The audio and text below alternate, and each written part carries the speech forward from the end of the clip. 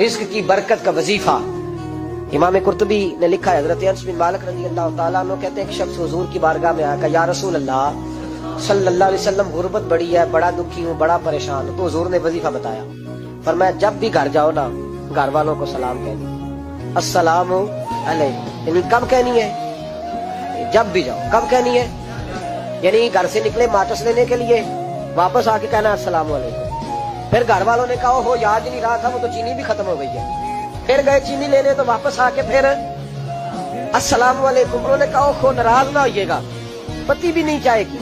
اب واپس گئے تو پھر واپس آ کے کیا کہنا ہے؟ تو نبی پاک صلی اللہ علیہ وسلم نے فرمایا جب بھی گھر جا السلام علیکم کہہ اور 3 دفعہ سورۃ اخلاص پڑھ دے. اور سورت بھی وہ بتائی جو سب کو آتی ہے، قل هو اللہ احد اللہ الصمد لم یلد ولم یولد ولم یکن لہ کفوا احد. 3 دفعہ یہ پڑھ دے. صحابی بڑے سیانے تھے، بڑے مسئلے حل کرتے تھے ہمارے.